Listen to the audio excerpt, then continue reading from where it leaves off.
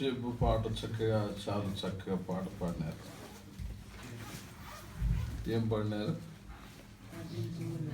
ప్రార్థించుము నీ జీవితంలో నెమ్మది సుఖము. అంటే ఇప్పుడు నిలబడుకున్న ముగ్గురు మన కోసం పాడినారు, మనము వీళ్ళ ముగ్గురు కోసం పాడినాం కదా. వాళ్ళు ఏం పాడుతున్నారు? ప్రార్థించండి మీకు నెమ్మది సుఖం ఉంటుందని వాళ్ళ ముగ్గురు పాడినారు మన కొరకు. మనం ఎదురుగా అదే పాట పాడుతున్నాం. ఎవరి కోసం? వీళ్ళ ముగ్గురు కొరకు. ఏమని? ప్రార్థించండి నెమ్మది సుఖం మీకు ఉంటుందని. వాస్తవమే, అది మనకందరికి కూడా అవసరమే. గమనిస్తున్నాం కదా, కోయట్లో లేనటువంటిది ఏంటంటే అదొక్కటే లేదు. ఏం లేదు? ప్రార్థన లేదు. అన్నీ ఉన్నాయి, ప్రార్థన లేదు. చూసారా? అందుకే నెమ్మది లేదు, సుఖం లేదు. ప్రార్థన అనేటువంటిది దేవునితో సహవాసం. ఎంతసేపు వ్యక్తిగతంగా, కుటుంబంగా, సంఘముగా ప్రార్థన గడపాలి. అందుకే యేసుప్రభు వారు భూలోకంలో ఉన్నప్పుడు ప్రార్థన గురించి చెప్పిన మాటలు, పరిశుద్ధులు లేదా దేవుని జతమని వారు ప్రార్థన గురించి చెప్తూ వచ్చిన మాటలు ఏమన్నారు? మీరు శోధనలో ప్రవేశించకుండా ఉన్నట్లు. అంటే అర్థం ఏంటి? మీకు రోజు ఎన్నో శోధనలు ఉన్నాయి. అయితే ఈ శోధనలు మీరు జయించాలంటే ఏం కావాలి మీకు? ప్రార్థన. ఉద్యోగంలో పనిచేసే చాలా యవ్వన ప్రాయంలో అనేక పరిస్థితుల్లో శోధనలు వస్తాయి. ఆ శోధనను జయించడానికి మీ వల్ల కాదు. ఆ శోధనను జయించడానికి ఏం కావాలా? అందుకే ప్రార్థన చేయండి అన్నాడు యేసుప్రభు. యేసుప్రభు కూడా వచ్చిన శోధన. ఎలాంటి శోధన? రొట్టెలు, ఈ రాళ్ళు రొట్టెలు అవునట్టు చేసుకో అంటారు. పైన కిందికి దుగి నిన్ను కనపరుచుకో. చూడండి, నేరుగా వచ్చి మాట్లాడుతున్నాడు శత్రువు సైతాన్. ప్రభు వారు 40 రోజులు ఉపవాస ప్రార్థన. అబ్బో, ఆ ప్రార్థన ద్వారా సులభంగానే శత్రువును, సాతానును, శోధనను చెప్పండి జయించగలిగినాడు. అంతేకాకుండా యేసుప్రభు జీవితం చూస్తే begin with the prayer and ending with the prayer. ప్రార్థనతో ఆరంభించినాడు, ప్రార్థనతో జీవితం ముగించబడింది ఆయన. Before going the cross he spent the whole night in prayer. సిలువకు పోవడానికి ముందు కూడా రాత్రి అంతా ఏం చేశాడు యేసు ప్రభు? ప్రేయర్లో ఉన్నాడు. కానీ ఆ ప్రార్థన సమానమైన ప్రార్థన కాదు. మరి ఆ రాత్రి ప్రార్థన ఇలాంటి ప్రార్థన అంట చెమట రక్తవ బిందువుగా మారిందంట. దేవతలు వచ్చి ఆయన ఆదరించినట్లుగా ఉంది. ఎంత కష్టపడ్డాడు రాత్రి అంతా.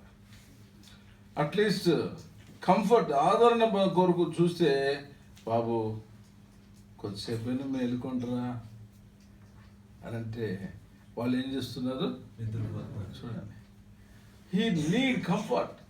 ఆయన కూడా ఆదరణ అవసరమైంది. యేసు ప్రభువుకు మానవుడిగా వచ్చినాడు కదా, ఆయన కూడా అవసరమైంది ఆదరణ. కొద్దిసేపైనా మేలుకోండి బాబు అంటే వచ్చినారు, కూర్చున్నారంటే తూగుతూనే ఉన్నారు. అందుకని ఆ రాత్రి నుండే స్టార్ట్ అయింది శోధన. ఎలాంటి శోధన అంటే వాళ్ళు వచ్చినారు, దివిటీలు పెట్టుకొని వచ్చినట్లా వచ్చినారు. వస్తే మీకు ఎవరు కావాలా అన్నాడు యేసు ప్రభు. నజరేయుడైన యేసును అంటే నేనే. ఎవరయ్యా మధుబాబు వీసా మీద వచ్చినాడంట, ఆయన అరెస్ట్ చేయాలని గవర్నమెంట్ వస్తే నేనేం చేస్తాను, మీరేం చేస్తాను, బాత్రూమ్ 2 పని అంటారు. నేను కూడా ఏం చేస్తాను, ఆ రూమ్లో పోతా లాక్ చేసుకుని లేడని చెప్పింది అంటానేమో కదా. కానీ నైట్ అంతా ప్రేయర్లో ఉన్న కారణం చేత యేసుప్రభు ఏమన్నాడు? ఎంత సులభంగా జయించాడంటే, ఎంత సులభంగా జయించాడంటే యేసుప్రభు ఆ రాత్రంతా ప్రభు ప్రార్థన ఉన్న కారణం చేత ఏమన్నానంటే, నేనే నజరేయుడైన వారిని విడిచిపెట్టండి అన్నాడు. వారిని విడిచిపెట్టండి. నేను విన్నా కదా, నజరేయుని నేనే, వారిని విడిచిపెట్టండి. ప్రేమిన అన్నారు. యేసుప్రభు ఎలా భరించగలిగినాడంటే, బికాజ్ ఆఫ్ ప్రేయర్. కొట్టినప్పుడు ఎట్లా తట్టుకున్నాడు? ప్రార్థనలో ఉన్నాడు కాబట్టి. ఉమ్మేసినప్పుడు ఎట్లా తట్టుకున్నాడు? ప్రార్థనలో ఉన్నాడు కాబట్టి. ప్రాణం పోయేంత కొట్టారు, కారణం ప్రార్థనలో ఉన్నాడు. అవమానించినారు, ఈడ్చుకుపోయినారు. శక్తి లేక కాదు, బలం లేక కాదు, దేవుని వాక్యం నెరవేర్చబడ. అతన్ని నలగొట్టేటికి యెహోవాకు వాక్యం నెరవేరాల. తాను నలిగిపోవాల, క్యాండిల్ లాగా తాను కరిగిపోవాల. కరిగిపోతే లోకానికి వెలుగు వస్తుంది. కాబట్టి ప్రభువారు ఆయన సంపూర్ణంగా కొట్టబడడానికి, నలిగిపోవడానికి, కరిగిపోవడానికి ఇష్టపడ్డాడు. కారణం ఏంటంటే ప్రార్థన. గుర్తుపెట్టుకోండి. కాబట్టి మీరు ప్రార్థించండి అని పాట పాడినారు, మేము ప్రార్థించండి పాడినాం. కానీ మనందరికీ ఏం అవసరం? పాట కాదు, ప్రార్థన. అట్లీస్ట్ డిసైడ్ టు నైట్, ఈరోజు నుండి 1 గంట నేను నీకు ఇస్తాను ప్రభు అని తీర్మానం చేసుకోండి. ఎంతమంది చేస్తారు? చేయండి. డోంట్ సెల్ లైస్, అబద్ధం ఆడబాడు చచ్చిపోయేంత వరకు. ఈరోజు 1 గంటే. ఏమి రాత్రి ఉందా ఇమ్మని నేను చెప్పడంలే నీకు. ఎంత? కమాన్, షో యువర్ హ్యాండ్స్. చేతులు ఎత్తండి. Very good, right, thank you. Decide. ఎంత బలమైంది 1 గంట ప్రార్థన. నిన్ను కాపాడుతుంది. మొట్టమొదటి నిన్ను కాపాడుతుంది, నీ పిల్లల్ని కాపాడుతుంది. అర్థమైందా? నీకున్న సమస్తాన్ని కాపాడుతుంది. నీవు ఎవరి కొరకు ప్రార్థన చేస్తావు వారు కాపాడబడతారు. అవును పిల్లలు, మనం వెళ్ళలేని స్థలాలకి మన ప్రార్థన వెళుతుంది. అర్థమైందా? ఏవో తెల్లవారుజామును మొదలుపెట్టినా అంటే ఇటువంటి కైండ్ ఆఫ్ ప్రేయర్. దహన బలి అర్పిస్తూ వచ్చినాడు. మొదటి జాము నుండి ఒక అర్పణ అర్పిస్తున్నాడు ఆయన పిల్లల కొరకు. నీ పిల్లల కొరకు ప్రార్థన చేస్తున్నావు నువ్వు. తెల్లవారిపోయింది, ఏమైపోయింది? చుట్టూ ఆయన కనిగి ఉన్న సమస్తం చుట్టూ ఏముందంట? కంచె ఉంది. అది గుర్తుపెట్టుకో. ఏ రోజు నీకు ప్రార్థన లేదో నీ బిడ్డకు కంచె లేదు. ఏ రోజు నీకు ప్రార్థన లేదో నీ సంఘానికి కంచె లేదు. ఏ రోజు నీకు ప్రార్థన లేదో నీ పిల్లల కుటుంబానికి కంచె లేదు. ప్రార్థన అనేది చాలా అవసరం. ప్రార్థించేవాడు పాపం చేయలేడు, పాపం చేసేవాడు ప్రార్థన చేయలేడు. ప్రార్థన పాపం చేయకుండా ఆపుతుంది. అందుకే అన్నాడు, శోధనలో ప్రవేశించకుండా ఉన్నట్లు. అది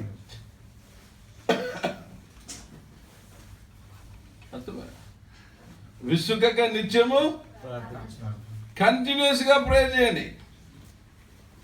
చూడండి, కంటిన్యూగా. ఎందుకు? ఆ న్యాయస్తుడే న్యాయం చేసినప్పుడు నేను తప్పకుండా మీకు న్యాయము. అది సంగతి. నువ్వు దేవుని దగ్గర నుండి జవాబు పొందాలంటే ప్రార్థన అనేటువంటి కంటిన్యూషన్ ఉండాలా. ఏదో వాక్యం విని ఉద్రేకంతో చేతను కాదు, లైఫ్ లాంగ్ తప్పకుండా జవాబు నువ్వు పొందగలుగుతావు. మీ విరోధైన అపవాది ఎవరిని మింగుదురా అని. కాబట్టి తప్పించుకోవాలని ఏం చేయాలంటమ్మా? శత్రువుని తప్పించుకోవాలా, శోధనను తప్పించుకోవాలా, లోకంలో వచ్చే ఉపద్రవాలను తప్పించబడాలంటే ఒకటే సాధనం. ఏంటండి? Prayer, prayer, prayer, prayer. చాలా అవసరం. నువ్వు ప్రార్థన చేసే కొద్దీ ఏమి ఇంకేంటి ఏ లిప్టిక్లు అవన్నీ పూసుకోవాల్సిన పనుల ముఖానికి. అర్థమైందా? ముఖము ప్రకాశిస్తుంది, దైవ వెలుగు వస్తుంది. నువ్వు ఎంత ప్రార్థన ఉంటే అంత వెలుగు వస్తుంది ముఖం మీద. ఎంత నల్లగా ఉండిపో, ప్రార్థన ఉంటే దైవ వెలుగు వస్తుంది. సింపుల్. ఈ దినాల్లో అన్నీ ఉన్నాయి కానీ ఏం లేవు తెలుసా? చెప్పండి. అది దయచేసి హెబ్రోన్లో ముందు మనం చేయాల్సింది ఏంటంటే, హెబ్రోన్లో ప్రభా మమ్మల్ని అందరినీ ప్రార్థనా పరులుగా గంటల తరబడి బైబిల్ చదువుతారు కానీ ఒక గంట ప్రార్థన చేయగలుగుతారా? చూడండి. కావాలంటే కళ్ళు మూసుకుంటేనే అప్పుడెప్పుడో వస్తాయి మంచి మంచి ఆహార పదార్థాలు, అప్పుడప్పుడే వస్తాయి ఎక్కలేని ఫోన్లు, అప్పుడప్పుడే వస్తాయి మనకు ఆశ కలిగించే సంగతులన్నీ కళ్ళ ముందు వస్తాయి. తెలుసు, చూడు అర్థమైందా? అవన్నీ దూరం చేసుకుంటాను, కాన్సన్ట్రేషన్ చేసి ప్రార్థన చేసుకుంటారా? అందుకని మన సహోదరి కూడా చెప్తూ వచ్చిన ప్రార్థనమ్మా ఇట్లుండాలని. ఆమె చాలా చక్కగా నేర్చుకుంది. ప్రార్థన అంటే దేవునితో మాట్లాడడం, పద్యం వల్లించడం కాదు, మంత్రం వల్లించడం కాదు. దేవునితో కళ్ళు మూసుకొని ఇక్కడ ఉన్నాడు నా ప్రభు, నేను మాట్లాడుతున్నా. ఎంత మర్యాదగా మాట్లాడాలా, ఎంత జాగ్రత్తగా మాట్లాడాలా, ఎంత తూచి మాట్లాడాలా. ఒక్కొక్క మాట నేను మాట్లాడేది భూమిని ఆకాశాన్ని కలిగించిన దేవదేవునితో. కాబట్టి పిల్లారా, ప్రార్థన అనేటువంటిది చాలా ప్రాముఖ్యమైనది. ఈ దినాల్లో ఏ ఇంటిలో, ఏ వ్యక్తిలో, ఏ సంఘంలో లేనిది ఒకటి ఏంది చెప్పండి? అందుకే డిస్టర్బెన్స్. అర్థమైందా? శత్రు సాతాను ఎందుకు ప్రవేశిస్తుందంటే, నాయకుల్లో ప్రార్థన లేకపోవడం, పరిచారకుల్లో ప్రార్థన లేకపోవడం, సంఘస్థుల్లో ప్రార్థన లేకపోవడం, నీ కుటుంబంలో అలజడి కారణం నీ ప్రార్థన లేమి, నీ సంఘములో అలజడి కారణం నీ ప్రార్థన లేమి. ఛాలెంజ్, సవాల్గా కూర్చోండి. గంట అన్నాక 2 గంటలు కూర్చోండి. చూడండి, ఒక వారానికి నీ ప్రాబ్లమ్స్ సాల్వ్ కాకపోతే అడగండి. ఎటువంటి ప్రాబ్లమ్స్ అయినా సాల్వ్ అవుతాయి. ఎందుకు? కారణం ఏంటంటే యేసు ప్రభువే మనకు మాదిరి, ఆయన చూపించిన మార్గం మనకు. కనుక ప్రార్థన అవసరం. నువ్వు ప్రార్థన చేసే కొద్దీ జరగబోయే సంగతులన్నీ కూడా ప్రభు నీకు చూపిస్తూ వస్తాడు. నువ్వు భద్రపరచబడతావు, నీ కుటుంబం కాపాడబడుతుంది, నీ సంఘం కాపాడబడుతుంది. నీవు అనేకుల కొరకు ప్రార్థన చేయడం ద్వారా నీకు మేలు కలుగుతుంది. అర్థమైందా? కనుక మన జీవితాల్లో ప్రాముఖ్యమైనది ఏం చెప్పండి? ఆ దినాల్లోనే ఆయన చక్కగా చెప్పినాడు. ఎవరు? సమూయేలు. ఏం చెప్పాడు ఆయన? Very good. మోషన్ లీడర్ చెప్పాడు మనకు. చదవండి, మొదటి సమూయేలులో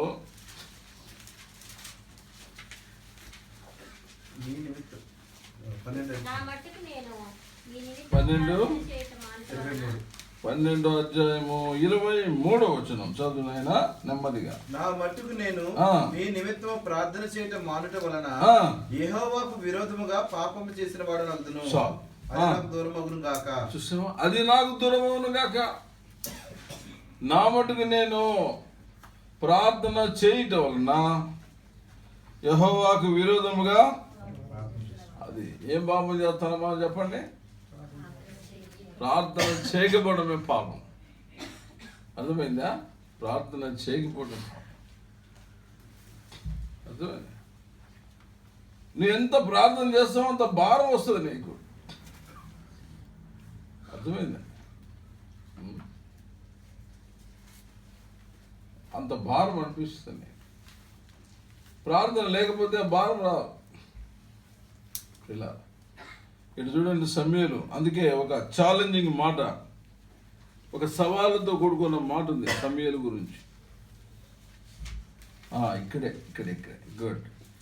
15 లేదా 15 మీ భాషలో, 12, 15, 15. అయితే యెహోవా మాట వినక ఆయన ఆజ్ఞను భంగం చేసిన యెడల. ఒక్క నిమిషం. సమూయేలు ఉండిన దినములన్నిట్లో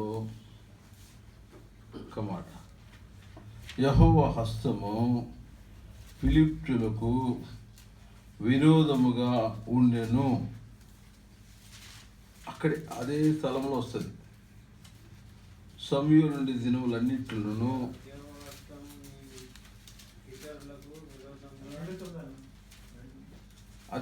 అదే భాగంలో పక్క పేరు చూడండి.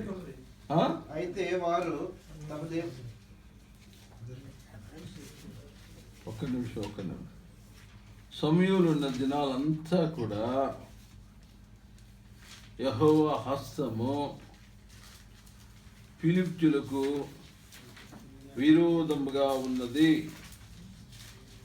అనేటువంటి శ్రేష్టమైన అదే భాగంలో పక్క పేరు చూడండి. అదే భాగంలోనే ఆ లెఫ్ట్ సైడ్లోనే సమూయేలు ఉన్న దినాలన్నింటిలో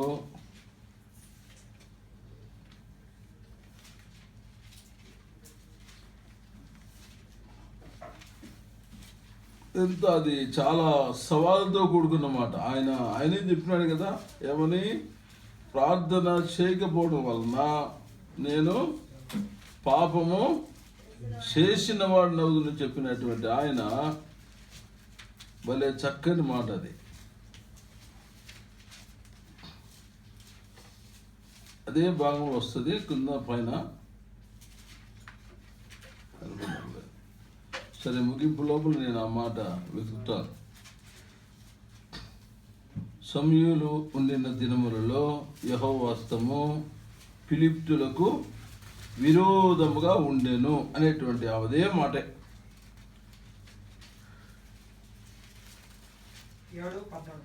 7 గుడ్. తినేనా? గుడ్. Very good. సరిహద్దులోనికి తిరిగి రాక ఆగిపోయి సమయంలో ఉండిన దినములన్నిటిను యెహోవా హస్తము ఫిలిష్తీయులకు విరోధముగా ఉండెను. ఎంత అద్భుతమైన మాట. నోట్ చేసుకోండి, రాసుకోండి.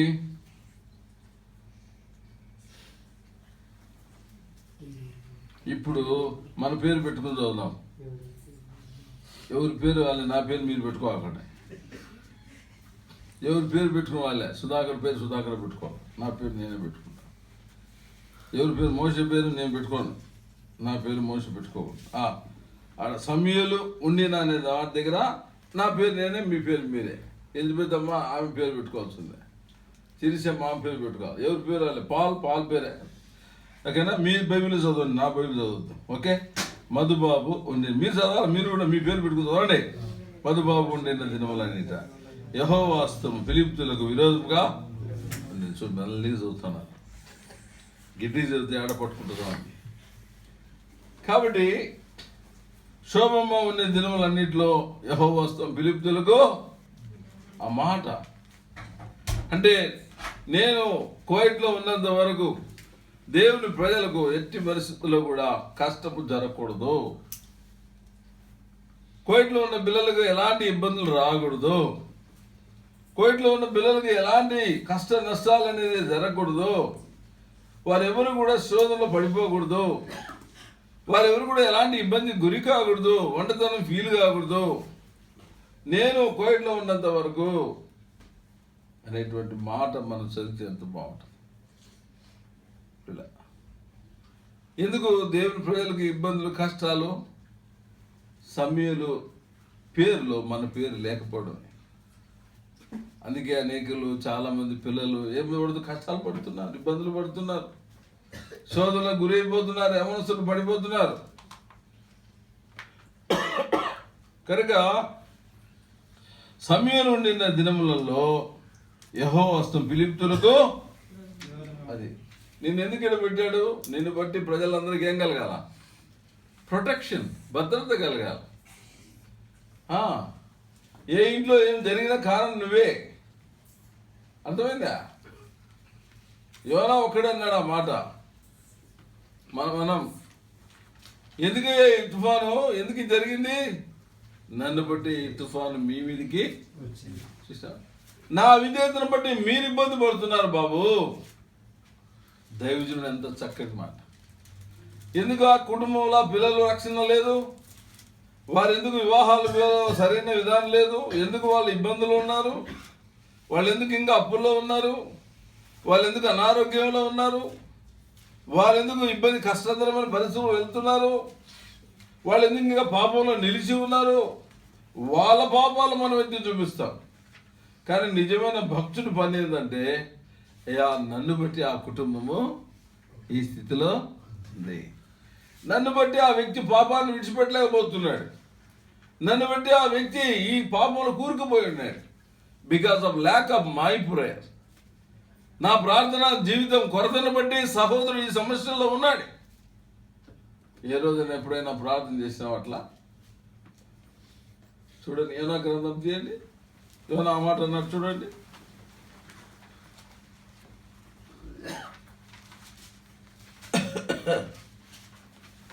కాబట్టి వారు అతను చూసి ఎవరిని బట్టి కీడు మాకు సంభవించిందో, నీ వ్యాపారం ఏమిటో, నీ ఎక్కడి వచ్చిందో, నీ దేశం ఏదో, నీ జనమేది సంగతంతా తెలియగా వారితో ఇట్లా నేను హెబ్రీయుడను, సముద్రమునకును భూమికి సృష్టికర్తన 12వ వచనం.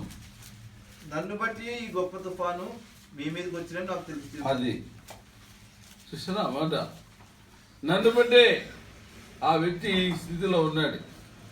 వారి ఇంట్లో ఇబ్బందికి కారణం నేనే. ఎందుకమ్మా? ఎందుకు?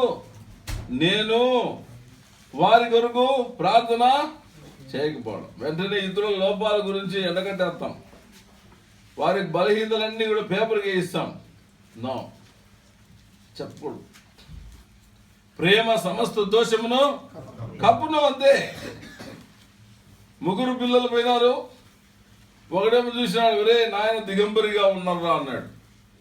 రెండోవాడు మూడోవాడు, నాయన ఎంత పని చేసినవరా అని దుప్పటి తీసుకుని పెరికి వెనక్కి పోయినారు. పోయి అట్లా కప్పేసినారు. చూడు ఎట్లుంది. ఎవరు వాళ్ళు? నోవాహు కుమార్. చదువుంది అన్నమాట. నోవాహు వ్యవసాయం చేయని ఆరంభించి ద్రాక్ష తోట వేసెను. పిమ్మట ద్రాక్ష రసం త్రాగి. అధ్యాయం రెఫరెన్స్ చెప్పు. 9:20. Very good. పిమ్మట ద్రాక్ష రసం త్రాగి మత్తుడై తన గుడారంలో వస్త్రహీనుడుగా ఉండెను. అప్పుడు కానానుకు తండ్రి అయిన హాము తన తండ్రి వస్త్రహీనుడై ఉండుట చూసి. ఎవరు చూసింది? హాము చూసినాడు. బయట ఉన్న తన ఇద్దరు సహోదరులకు ఆ సంగతి తెలిపెను. అప్పుడు షేము యాఫేతు వస్త్రం ఒకటి తీసుకొని తమ ఇద్దరి భుజముల మీద వేసుకొని చూడండి, వెనక్కి వెళ్ళిపోయినారు, ముందుకు రాలే. తమ తండ్రి దిశమలను కప్పిరి. వారి ముఖములు వెనుక తట్టు ఉండటం వలన తమ తండ్రి దిశమలను చూడలేదు. అప్పుడు నోవాహు మత్తు నుండి మేలుకొని తన చిన్న కుమారుడు చేసిన దాన్ని తెలుసుకొని కానాను శపింపబడిన వాడై సహోదరులకు దాసుడగును. చూడండి, అంటే మీ అన్నలు చేసిన పని నువ్వెందుకు చేయలే? అది సంగతి. కొడుకులే ముగ్గురు, వాళ్ళని శపించడం వీళ్ళని దీవించడం ఎందుకు? వాళ్ళిద్దరికున్న భయం నీకు ఓయమ్మా ఇట్లయిందా అని అన్నలకు చెప్పకూడదు. నువ్వే వచ్చి దుప్పటి మళ్ళా వేయి, నువ్వే ఆ స్థితి చేసి పెట్టు. కానాను దీవించబడిగా కనిండేవాడు. నువ్వు చూసేదాకా మళ్ళీ అంత పబ్లిసిటీ చేస్తావు, అది తప్పు. అర్థమైందా? Don't publicity the people of sin. వాడిట్టోడు ఈ పెట్టేటోడు నీకెందుకు? పరుల పాపంలో పాలివాడు కావద్దు. ప్రతివాన్ని జడ్జిమెంట్ ఎవరు చేస్తారు? అంతే. నేను దేవుని శిక్షకు వచ్చేస్తాను, తప్పించుకునే దానికి లేదు. అర్థమైందా? నీ మాటలు బట్టి జడ్జిమెంట్ ఉంది. 12:36 మత్తయి సువార్త.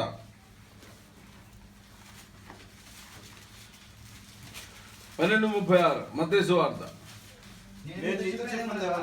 మనుషులు పలుకు వ్యర్థమైన ప్రతి మాటను గూర్చి విమర్శనమున లెక్క చెప్పవలసి. There is a judgement for your words. నీ మాటల బట్టి తీర్పు ఉంది. 2 కొరింథీ 5:10. 2 కొరింథీ 2 కొరింథీ ఎందుకనగా జరిగించిన క్రియలు చొప్పున అవి మంచివైనను సరే చెడ్డమైనను సరే దేహంతో జరిగించిన వాటి ఫలమును ప్రతివాడును పొందినట్లు మనమందరము క్రీస్తు న్యాయపీఠం ఎదుట ప్రత్యక్షం కావాలి. అది మొదటిది, మన మాటలు బట్టి జడ్జిమెంట్ ఉంది. రెండవది, ఈ దేహముతో ఈ శరీరంతో నువ్వు ఏం చేసినావో దానికి ఏమండి జడ్జిమెంట్ ఉంది. మూడవది ప్రసంగి గ్రంథం 12 చివరి వచనం. ప్రసంగి గ్రంథం 12 అధ్యాయం చివరి వచనం. ప్రసంగి 12 చివరి వచనం. గూఢమైన ప్రతి అంశమును గూర్చి దేవుడు విమర్శ చేయనప్పుడు ఆయన ప్రతి క్రియను అది మంచిదే గాని చెడ్డదే గాని తీర్పులోనికి తెచ్చును. చూసావా? గూఢమైన రహస్యంగా, భర్తకు తెలియకుండా, భార్య తెలియకుండా, అన్నదమ్ములు తెలియకుండా, అక్కచెల్లి తెలియకుండా, ఎవరు తెలియకుండా నేను చేసే రహస్యమైన పాపాన్ని బట్టి నాకు జడ్జిమెంట్ ఉంది. మాటలను బట్టి తీర్పు ఉంది. ఈ శరీర ఇచ్చలను బట్టి తీర్పు ఉంది. రహస్యంగా చేసిన కార్యాలను బట్టి తీర్పు ఉంది. మనకు తెలుసు. కాబట్టి ఇతరుల పాపములో మనము పాలిబాము కావు. దేవుడు చూసుకుంటాడు, తప్పకుండా శిక్షిస్తాడు. ఎవరు విడిచిపెట్టాడు ముద్దు పెట్టుకోడు. దావీదు నా హృదయానుసారమైన మనుష్యుడు అని అన్నాడా? ఆయన ముద్దు పెట్టుకున్నాడా? నాతాను పంపించి చెప్పు అన్నాడు. నువ్వు సౌలు ఒకరోజు చచ్చిపోయినాడు, నువ్వు బతుకంతా చచ్చిపోతానే ఉన్నాడు. చూసావా? యుద్ధాలే. Because knowing and doing sin, తెలిసి నువ్వు పాపం చేస్తున్నావు, శిక్ష పో అన్నాడు. అయిపోయా. ఇడిచిపెట్టలే దేవుడేమి. నా హృదయానుసారం అన్నాడే కానీ ఇడిచిపెట్టలే శిక్ష. ఆయన దావీదు ఊరుకున్నాడా? నాతాను చెప్తానే అంతమంది జనంలో ఏమన్నాడు? నేను యెహోవా విరోధంగా పబ్లిక్ కన్ఫెషన్, నేను తప్పు చేసినానండి ఒప్పుకున్నాడు, విడిచిపెట్టాడు. అట్లున్నాడు. 2 పర్యాయాలు ఆయన గురించి. Murderer is adulterer. ఆ తర్వాత లేదు ఇంకా.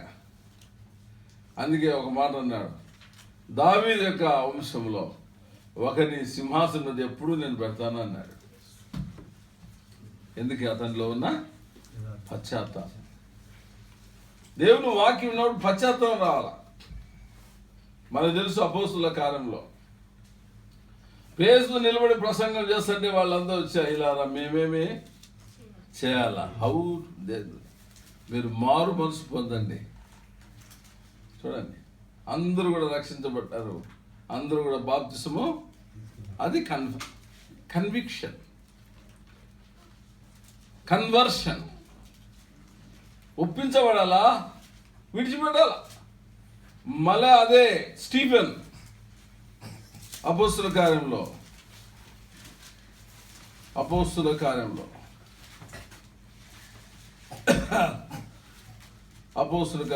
అధ్యాయం 5వ అధ్యాయం చూడు.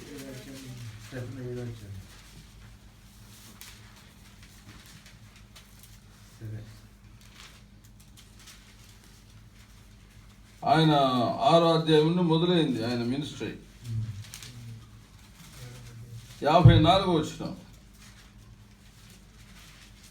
7వ అధ్యాయం 7:54. వారి మాటలు విని కోపంతో మండిపడి అతన్ని చూచి పండ్లు కొరికిరి. 59వ వచనం. 58వ వచనం. పట్టణపు వెలుపలికి అతన్ని వెళ్ళగొట్టి రాళ్ళు రువి చంపిరి. ఇక్కడ చూడ ఎట్లుందో. బిగినింగ్ అపోస్తుల కార్యము మనం చూస్తే 3,000 మంది రిపెంటెడ్ ఏం చేసినారు? మారు మనసు పొందారు. అదే 7 ప్రసంగం చేస్తుంటే రాళ్ళు రువి చంపినారు. అంటే అర్థమైంది, వాళ్ళేమో దేవుని వాక్యానికి లోబడ్డారు, వీరు మాత్రం వాక్యానికి వ్యతిరేకంగా ప్రవర్తించినారు. విని విడిచిపెట్టేది కాదు, లోపట ముఖ్యమైనది. దేవుని బిడ్డలారా, కనుక వాక్యం వింటున్నావు విడిచిపెడుతున్నావు, వింటున్నావు విడిచిపెడు, అది కాదు. లోబడ విధే చూపించాలి, క్రైమ్ చెల్లించాలి. యోనా అన్నాడు, నన్ను బట్టి ఈ తుఫాను మీ మీదికి వచ్చింది. అది నీతిమంతుడైన నా సేవకుడు జనుల దోషమును భరించి తనకున్న అనుభవ జ్ఞానం చేత అనేకులను నిర్దోషులుగా చేసిన 53 యెషయా గ్రంథం. అందుకే నెహెమ్యా కూడా అన్నాడు, ఏమన్నాడు? నేను మా పితరులు మా ఇంటి వారు ఏం చేసినాం? పాపము చేసినాం. వాళ్ళ దోషం నువ్వు ఒప్పుకుంటావు ఎందుకు? వాళ్ళు చేసినా నేను చేసినట్టే. అది ప్రభు బిడ్డల యొక్క పశ్చాత్తాప ప్రార్థన. చూసారా? కనుక ప్రార్థనకు వచ్చినావు కానీ ఒప్పుకోవడం విడిచిపెట్టడం, ఒప్పుకొని పోవడం కాదు. ఒప్పుకున్న తర్వాత ఏం చేయాలా? ఇప్పుడు ఎంతసేపు ఆమె వాక్యం వినింది, సమరయ స్త్రీ విని ఆ కుండను అక్కడ విడిచిపెట్టింది. అది చాలా ప్రాముఖ్యమే. వినడం కాదు, విడిచిపెట్టాలి. ఆ కుండ విడిచిపెట్టింది అంతే. మార్పు. జకరే చూడు, అన్యాయసుడు, పాపి, ఏమన్నాడు? అయ్యా సగమాస్తి పేదలకు ఇచ్చేస్తున్నాను, అన్యాయం తీసుకుంది ఇచ్చేస్తాను నేను. రియల్ కన్వర్షన్, మార్పు. వాక్యం విన్నప్పుడు, ప్రభు లోపలికి వచ్చినప్పుడు నీలో నాలో మార్పు కలగాలి. వాక్యం వింటునగానే భయం కలగాల, భీతి కలగాల, పశ్చాత్తాపం రావాలా, ఒప్పుకోవాలా. అయ్యో దేవుడు నాతో మాట్లాడుతున్నాడే, నా జీవితం మీద ఏలుబడి చూపిస్తున్నాడే అనేది మనకు కలగాల. అది చాలా ప్రాముఖ్యమే దేవుని బిడ్డలారా. అలాంటి పశ్చాత్తాపం రావాలి మనలో. విని విడిచిపెట్టేది కాదు. సమయాలు పోస్టులోకి వెళ్ళాలి మనం. అయ్యా నేను భూమి మీద ఉన్నంత వరకు ఈ కోయట్లో ఉన్న దేవుని పిల్లలకి ఎవరికి ఎలాంటి నష్టమో చెప్పండి కలగకూడదు. అది మేలే జరగ, మన ద్వారా కీడు జరగకూడదు, దేవునికి అవమానం రాకూడదు, మిమ్మల్ని బట్టి నా నామం దూషించబడుతుంది అనే మాట రాకూడదు.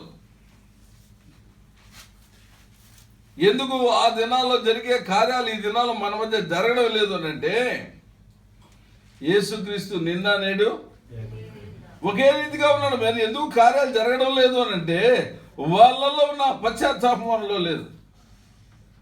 వాళ్ళు వాక్యం వింటానే విడిచిపెట్టడానికి తీర్మానం చేసినారు. చూడండి, జక్కే అంతవరకు అన్యాయస్తుడే. ఎప్పుడు ప్రభు వాక్యం, ప్రభు నీ దగ్గర రావాలని అన్నాడు, యేసు వచ్చినాడు. సగం ఆస్తి పేదలకు ఇచ్చా, నేను అన్యాయస్తుడని తెలుసుకొని 500 ఇచ్చేసినాడు. అది మార్పు. అర్థమైంది? మార్పు లేని జీవితం ఎందుకు? మార్పు చెందవా నీవు, మార్పు చెందవా, నీ బ్రతుకు మార్చుకోవా, నీ బ్రతుకు మార్చుకోవా, అనుకూల సమయం ఇది అని ఎరిగి మారు మనసును పొందవా, మారు మనసును పొందవా. అనుకూల సమయం ఇదే. ప్రభు వాక్యం మన దగ్గరికి వచ్చినప్పుడు అర్థమైందా? కిన్నుడు అయిపోవాలా, తగ్గించుకోవాలా. వజ్రుడు యేసు చూసే ఉన్నాడు, పీటర్ నేను నిన్ను మనసు పట్టగా జాగ్రత్తగా చేస్తున్నాను. వల విడిచిపెట్టి పరిగెత్తుకుంటూ వచ్చినాడు. యాకోబు, యోహాను, జబదయి కుమారుడు వల విడిచిపెట్టి వచ్చేస్తాను. ఎంత స్పందన ఉంది వాళ్ళలో. అందుకే వారు విద్య లేని పామరులైనా వారు యేసుతో ఉన్నారు. అందుకే వారు ప్రసంగం చేస్తే 3000 మంది, నువ్వు నేను చేస్తే ఒకటి కూడా రక్షణ పొందరు. ఏమి వాళ్ళలో ఉన్న కమిట్మెంట్ లేదు, వాళ్ళలో ఉన్న విధేయత లేదు. ఇటు లోకం కావాలా, ఇటు దేవుడు కావాలంటాం. ఎట్లయితే దేవుని బిడ్డలారా, ప్రార్థనకు వచ్చిన తర్వాత ప్రభువుకు మన జీవితాలు అప్పగించుకుందాం, పశ్చాత్తాపడదాం. అర్థమైందా? తగ్గించుకుందాం, లోబడదాం, విధేయత చూపిస్తాం. హృదయం కఠినం చేసుకోవాడు కీడులో పడతాడని దేవుని వాక్యం చెప్తా. ఒకసారి చెప్పినాడు వినాలా, 2 సార్లు చెప్పినాడు వినాలా, 3 సార్లు, 4, 5, 6, 7, 8, 9 ఇంకా అయిపోయింది టార్గెట్. ఇంటిలో కొడుకు చచ్చిపోతే కానీ మార్పు రాలే ఫరోకు. అర్థమైతే అంత స్థితి ఎవరు తెచ్చుకున్నారు? ఏమండి, నీకు ఇచ్చిన అవకాశము ఒప్పుకుండా. కొడుకు చనిపోయినాక అంటాడు ఇప్పుడు ఏమని, మీరంతా పోండి అమ్మా, పోండి, మీరంతా వెళ్ళండి, ఇశ్రాయేలారా మీరు వెళ్ళిపోండి. ఎందుకో మీరుంటే ఇంకా నాకు కూడా ఏమొస్తుంది? మరణం వస్తుంది. కొంతమంది సావు వస్తే కానీ మార్పు రాదు. ఎందుకు పరిస్థితి తెచ్చుకుంటా? ఒక సహోదరి, ఒక యవన బిడ్డ, జరిగిన సంగతిలో చెప్తాను ఇప్పుడు కూడా. 9వ తరగతి చదువుతుంది అమ్మాయి. నాయన ఇద్దరు వచ్చినారు చూడండి, తండ్రి కూతురు ఇద్దరు వచ్చి కంప్లైంట్. అంకుల్ ఏనైనా అంకుల్, ఆ అమ్మాయి అంకులే, ఆయన అంకులే అంటారు. పాపం ఏం చెప్పండి, అమ్మ ఎప్పుడు ఫోన్లతో ఎవరితో మాట్లాడుతుంటుంది. చూడండి ఎంత బాధ ఉంటుంది ఆ బిడ్డకు. నా తల్లి ఇట్లా చేస్తుందని ఆ బాధ తట్టుకోలేకపోతే చెప్తాను, నా భార్య ఇట్లా చేస్తుందని తట్టుకోలేకపోతే చెప్తున్నాడు పాపం భర్త. కొడితే బయట అవమానం. చూడండి ఎంత సహించినాడో ఆ భర్త, ఎంత సహించిందో ఆ కూతురు. మార్పు వచ్చిందా? మార్పు వచ్చిందా? చిన్న పాపం గో పాపం పాల కోసం పోయింది, వచ్చింది లారేజ్ కొట్టేసింది. ఆ చిన్న పాప చనిపోయిన స్పాట్. అప్పుడు కదలిక వచ్చింది, అప్పుడు కదలిక వచ్చినారు. మళ్ళా అంకుల్ రండి, చూడు అంకుల్ మా అమ్మ, చూడయ్యా నా భార్య. అప్పుడు నేను చెప్పిన, అమ్మ నువ్వు నా బిడ్డవు, నేను నీ తండ్రిని, ఇటువంటి పొరపాటును ఎన్నడూ చెప్పు చేయవు. లేదు నేను నీ తండ్రిని, నా కూతురు పొరపాటు చేయొద్దాం. ఓ నేర్చింది, అంగో నన్ను క్షమించు. నేను కాదు, ముందు నీ భర్తను క్షమాపణ, తర్వాత బిడ్డనాడు, తర్వాత దేవుడు. నీతో మనుషులతో సరిచేసి కొందు నీ దివ్య వాక్యము ద్వారా, నీ దివ్య వాక్యము ద్వారా నీతో ఇద్దరితో సరి చేసుకోవాలి. అది నిజమైన పశ్చాత్తాపం అంటే. విని విడిచిపెట్టేవాడు కాదు, విని అనుసరించేవాడు. దేవుడు ఆ దినాలు అంత బలమైన కార్యాలు వాళ్ళ మధ్య జరిగించడానికి కారణం ఏంటంటే వాళ్ళు లోపడ్డారు. ఈరోజు ఆ కుటుంబం ఎంతో సంతోషంగా సాగిపోతాం. నిజమే, ఈరోజు వరకు ఆ సంగతులు ఎవరికి తెలియదు. ఎన్నో కుటుంబాలు, ఒక కుటుంబం అయితే భర్త అనుమానించినాడు భార్యను, చంపాలని చూసినాడు. చూడు ఎట్లుందో, చంపాలని చూసినాడు. అప్పుడు వెంటనే నాకు చెప్పేసినాడు, ఏడ్చి చెప్తాను, నన్ను బిడ్డలు ఇంత రాత్రిలో అందరూ పోయకుండా కొట్టి చంపేస్తున్నారు. ఏమంటే అనుమానం పిచ్చాచి. అతన్ని కూర్చోబెట్టి ఆదరించింది ఆయన. ఆమె నా కూతురు, నా కొడుకు. తప్పు నాయన. ఒకవేళ దేవుడే శిక్షించాలనుకున్నాడు అనుకో, ఆయన కొడితే చాప్టర్ క్లోజ్. నువ్వు చేస్తే కొంచెం చేస్తావురా, దేవుడు చేస్తే పర్మనెంట్. ఇక దానికి క్యూరింగ్ ఉండదు. అవునా? అవును, దేవుడు చేశాడు, అప్పగించు. చూసినావా? నేను చూసినానని చెప్పు, శిక్షిస్తాం.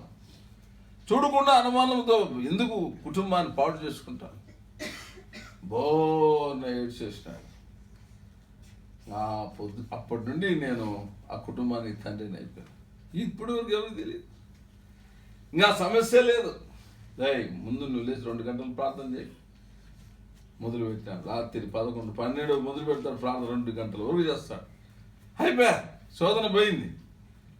పిల్లలకి పెళ్లి చేసినాడు, హ్యాపీగా ఉన్నారు కుటుంబం. వస్తాయి, కానీ జయించాలంటే మనకు కావాల్సింది ఏంది? గుర్తుపెట్టుకుని ప్రార్థనలో ఎన్ని రహస్యాలు ఉన్నాయి. మనము ఇతరుల పాపాలు ఒప్పుకోవాలి, మన పాపాలు కూడా ఒప్పుకోవాలి. స్పందన ఉండాలండి, ఊరికి విడిచిపెట్టేది కాదు. ఎలాంటి స్పందన ఉండాలా చూడు, ఎలాంటి స్పందన ఉండాలా. ఎజ్రా గ్రంథం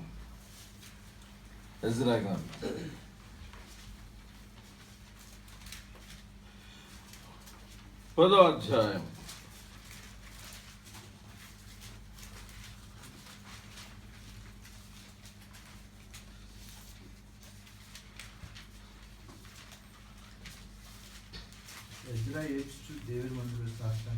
10వ ఒక నిమిషం. ఒక్క నిమిషం.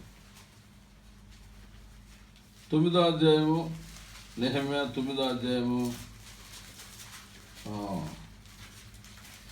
8వ అధ్యాయం 18వ వచనం. 8:18. నెహెమ్యా 8:18. మొదటి దినం మొదలుకొని కడవరి దినం వరకు అనుదినము ఎజ్రా దేవుని ధర్మశాస్త్ర గ్రంథంను చదివి వినిపించుచూ వచ్చాను. వారి ఉత్సవం 7 దినముల వరకు ఆచరించిన తర్వాత విధి చొప్పున 8వ దినమున వారి పరిశుద్ధ సంఘంగా కూడుకున్నారు. చూడండి, వాక్యం చదువుతూ ఉన్నాడు. ఎవరు? ఎజ్రా. వాక్యం చదువుతూ ఉంటే ఇప్పుడు 10వ అధ్యాయం ఎజ్రా 10:1 వచనం. వాక్యం చదివింది ఆయనే. ఇప్పుడు దేవుని మందిరం ఎదుట సాష్టాంగపడుచు చదివినాడు. ఆయన ఏడ్చుకుంటూ ఒప్పుకుంటున్నాడు. పాపమును ఒప్పుకొని ప్రార్థన చేశారు. అది ఒప్పుకొని ఏం చేశాడు? ప్రార్థన. ఇజ్రాయేలులో పురుషులు, స్త్రీలు, చిన్నవారు మిగిలిన గొప్ప సమూహంగా యొద్దకు కూడి వచ్చి బహుగా ఏడ్వగా. చూడండి, ఇజ్రా ఏడుస్తుంటే సమాజం అంతా కూడా ఏడ్చినారట. ఎంత పశ్చాత్తాపం చూడండి. నెక్స్ట్, ఎలాము కుమారులు ఒకడు యెహీయేలు కుమారుడైన పెకన్య ఎజ్రాతో ఇట్లా నేను మేము దేశమందుండు అన్య స్త్రీలను పెళ్లి చేసుకుని మా దేవుని దృష్టికి పాపం చేసితిమి. అయితే ఈ విషయంలో ఇజ్రాయేలీలు తమ నడవడి దిద్దుకుందులను నిరీక్షణ కద్దు కాబట్టి ఈ పని ధర్మశాస్త్రానుసారంగా జరిగినట్లు ఏలిన వాడమైన నీ యోచనను బట్టి దైవాజ్ఞకు భయపడే వారి యోచనను బట్టి ఈ భార్యలను వారికి పుట్టిన వారిని వెలివేయించదమని మన దేవునితో నిబంధన చేసుకునేదము. ఏమన్నా అలివే మాట? ఈ మాట జరిగే మాటేనండి. జరిగే మాటేనా? పాపాలు ఒప్పుకోవడం కాదు. మేము అన్ని స్త్రీలు చేసుకున్న తర్వాత ఐగుప్తు నుండి వచ్చేటప్పుడు వాళ్ళు వచ్చినారు, వారి పిల్లలు కూడా వచ్చినారు. ఇప్పుడు ఏమంటారు వాళ్ళు? డాడీ అంటారా, నాయన అంటాడా? అయితే ఇక్కడ వాక్యం ఎప్పుడైతే చదివినా ఏమంటారంటే అన్ని స్త్రీలను వారి పిల్లలను విడిచిపెడతామని ఏం చేశారంట? నిబంధన చేసినారు. అది విడిచిపెట్టడం. అరే, ఇది దేవునికి విరోధమైందని వాక్యం వినగానే ఎవరు వాళ్ళని బలవంతం చేయాలి? వాళ్ళే తీర్మానం చేసి ఏం చేశారంట? 10వ అధ్యాయం 19వ వచనం. వీరు తమ భార్యలను పరిచయించదమని మాట ఇచ్చిరి. మరియు వారు అపరాధులైనందున అపరాధ విషయంలో మందలో ఒక పొట్టేలును చెల్లించిరి. కాబట్టి వాళ్ళు అపరాధులము అన్నటువంటి సంగతి తెలుసుకున్న తర్వాత ఏం చేసినారు? పరిచ్ఛేదించినారు. అంటే ఏం చేసినారంట? వదిలిపెట్టారు, విడిచిపెట్టారు. అదండి ప్రభు బిడ్డలకు ఉన్నటువంటి అర్థమైందా? నీ ప్రార్థన దేవుని దగ్గరికి రావాలంటే దేవునికి విరోధం అయింది నువ్వు విడిచిపెట్టేంత వరకు నీ ప్రార్థన ఆయన అంగీకరించు. నా ప్రార్థన దేవుడు వినాలంటే దేవునికి చూపించే అవిధేయత, దేవునికి విరోధమైన తలంపులు, ఆలోచనలు, మాటలు నేను విడిచిపెట్టేంత వరకు దేవుడు అంగీకరించాడు. గుర్తుపెట్టు. చాలా సులభమైంది. లైసెన్స్ అయిపోయింది. ఇప్పుడు మార్బల్స్ అంటే బాప్తిస్మం అంటే అది చేయొచ్చు, ఇది చేయొచ్చు. చెయ్యి. ఎన్నిసార్లు గద్దించినా వస్తుంది, హఠాత్తుగా వస్తుంది. ఏ అవయవం పాపం చేస్తుందో చూడండి. కళ్ళు చూసినాడు 2 కళ్ళు పీకేసాడు అంతే శాంసన్. ఏ అవయవం పాపం చేసి దాని మీదనే శిక్ష వస్తుంది ఇప్పుడు. అర్థమైంది? అందుకే అన్నా, నీ పొరుగువాంది ఏది ఆశించొద్దు. ఆజ్ఞల్లో ఈ 2 బలమైంది. నీ పొరుగువాంది ఏది నిన్ను వలే నీ పొరుగువాన్ని ప్రేమించు, దేవుని ప్రేమించు. ఈ 2 వాక్యానికి వ్యతిరేకంగా మనం ఎప్పుడు కూడా జీవించకూడదు. దేవుని వాక్యాన్ని పెడచెవిని పెట్టి నువ్వు ప్రార్థన చేస్తే ఈ ప్రార్థన దేవుడు వినడు. అర్థమైందా? విడిచిపెట్టాలి. పరిశుద్ధత ఎన్నిటికీ పరిశుద్ధతే నీకు అనుకూలం. ప్రోబిడ్డ, ఈరోజు చనిపోతాను నేను, నా పాపం నుండి నేను చనిపోతే నరకానికి వెళ్తాను. రక్షించబడ్డాను, బాప్తిసం తీసుకున్నాను, పాపం చేస్తున్నాను, శిక్ష భూమి మీద అనుభవించి తీరాలి నేను. తప్ప తెలియక నీ చేసినావో క్షమిస్తాడు. తెలిసి చేసిన ప్రతి పాపానికి భూమి మీద నువ్వు శిక్ష అనుభవించాలి, నేను అనుభవించాలి. ఇది వాస్తవం. ఎంతో మంది జీవితాలు ఒకటిగా సువార్త వెళ్తున్న వెహికల్లో వ్యాన్ యాక్సిడెంట్ అయింది. 24 మంది ఉన్నాం దాంట్లో.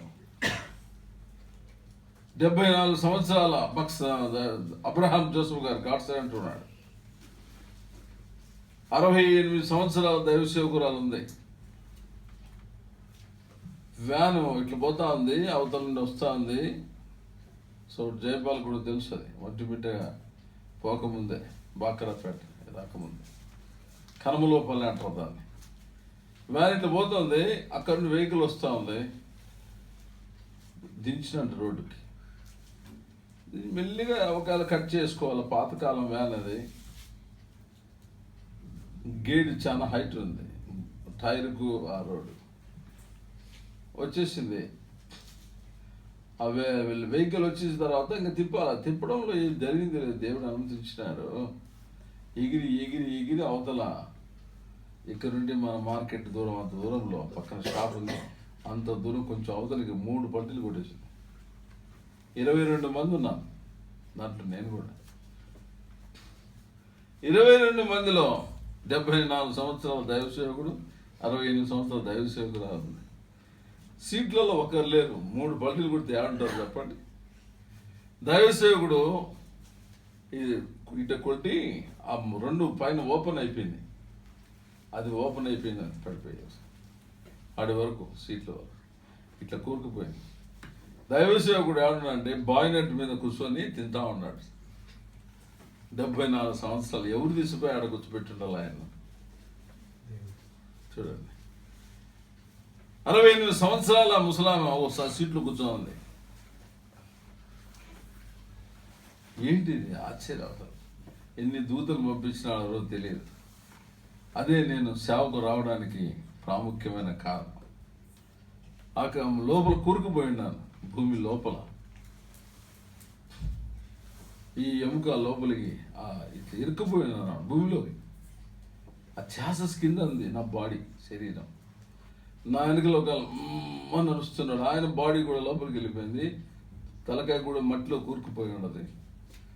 ఈ చెయ్యి ఇరిగింది, అప్పుడే కొంచెం క్రాక్ వచ్చి. మెల్లి చూస్తే రావడంలే, మెల్లిగా లేస్తే చూస్తే ఎక్కడ చెదిరిపోయి పడిపోయి ఉండాలి. ఆంటీ ఆయన కూడా చూస్తాను, బాగా ఆశ్చర్యం. అందరూ భయకంపితులుగా ఉన్నారు. మెల్లిగా ఆంటీని పట్టుకొని, ఆంటీ రండి, అంకుల్ రండి, ఒక్కొక్కరిని తీసుకోండి రోడ్డు మీదకి.